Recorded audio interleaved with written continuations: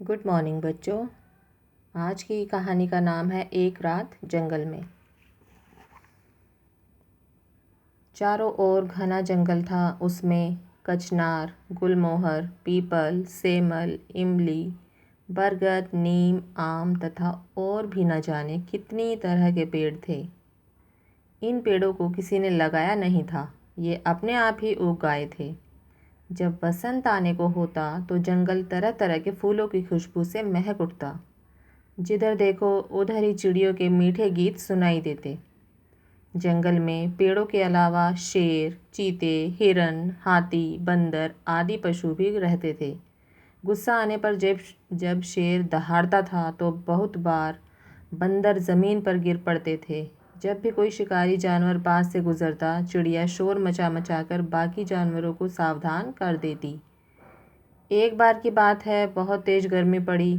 जंगल में जानवरों की प्यास बुझाने वाला इकलौता बड़ा तालाब भी सूख गया।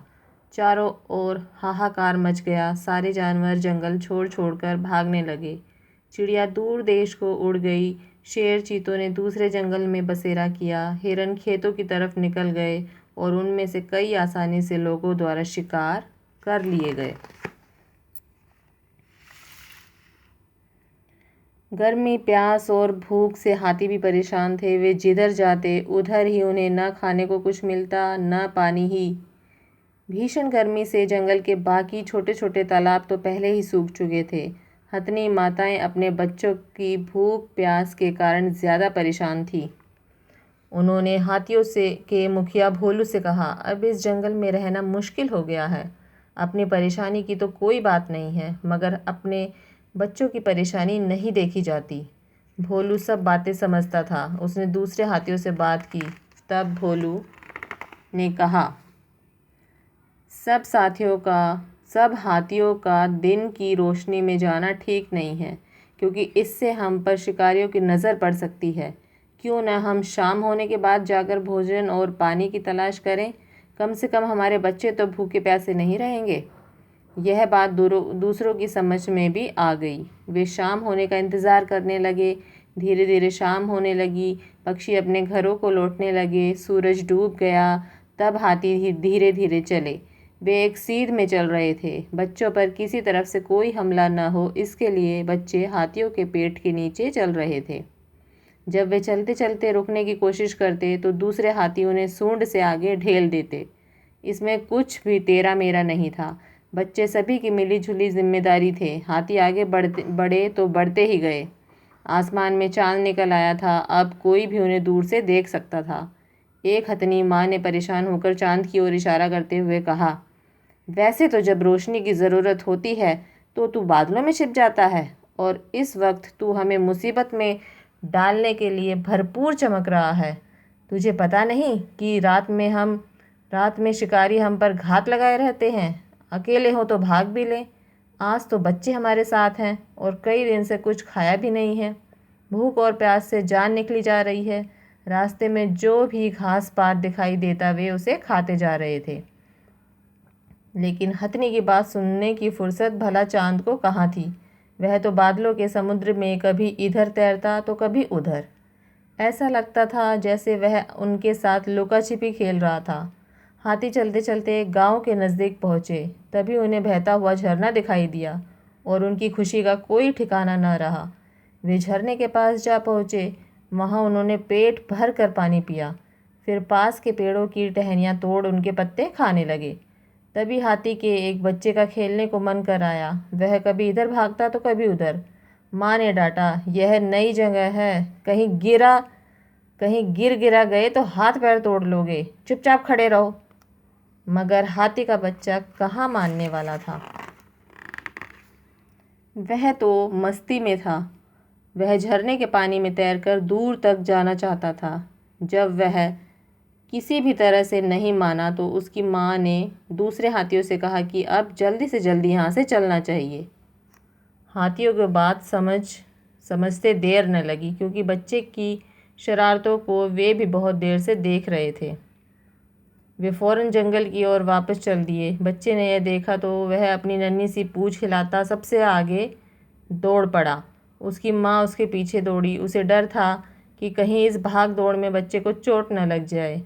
अब बच्चा आगे आगे और माँ पीछे पीछे। उन्हें भागते देखकर दूसरे हाथी भी उनके पीछे दौड़ पड़े।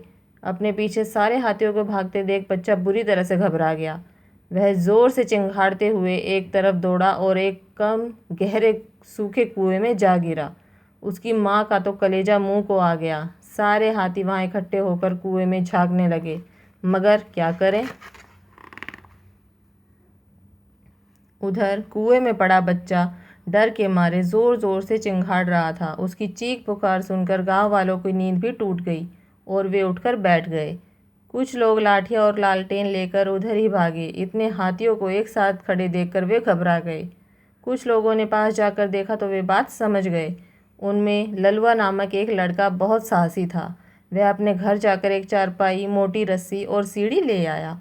रस्सी का एक सिरा उसने कुछ लोगों को पकड़ाया, फिर सीढ़ी लगाकर वह कुएं में उतरा। हाथी के उस छोटे से बच्चे को बड़ी मुश्किल से उसने चारपाई पर लिटाया।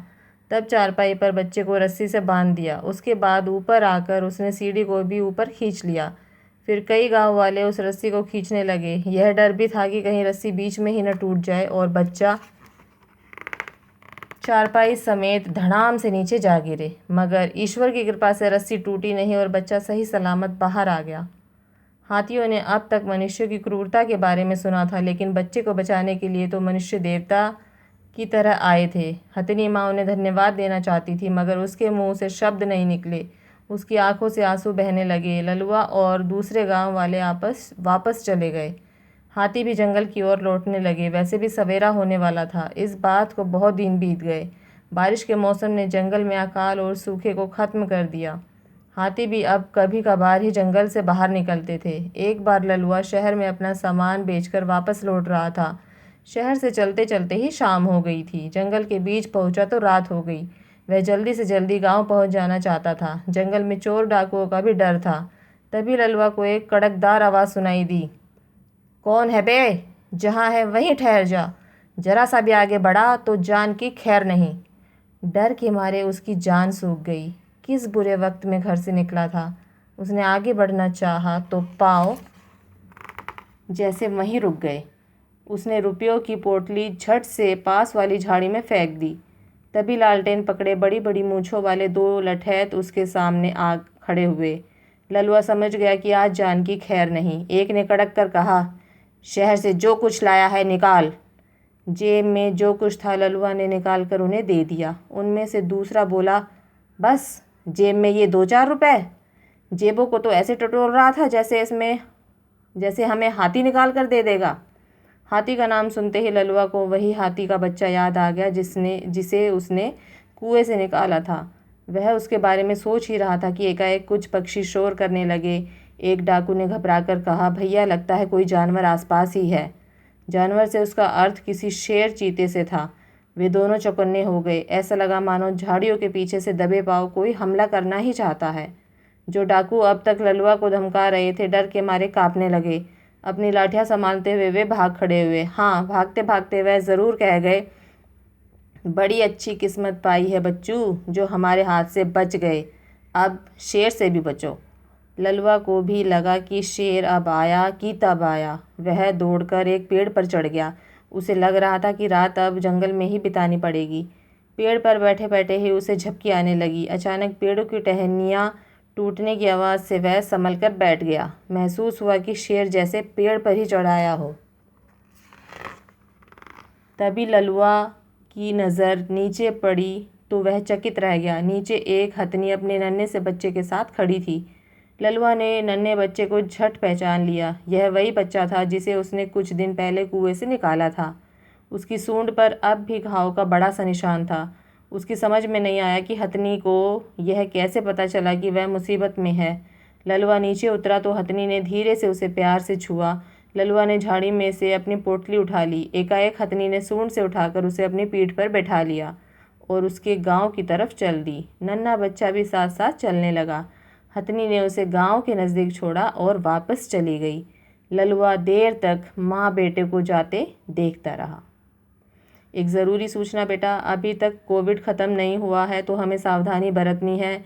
जब भी बाहर जाएं मास्क लगाकर जाएं, समय समय पर अपने हाथों को सैनिटाइज या साबुन और पानी से धोते रहें और सोशल डिस्टेंसिंग का ध्यान रखें। धन्यवाद।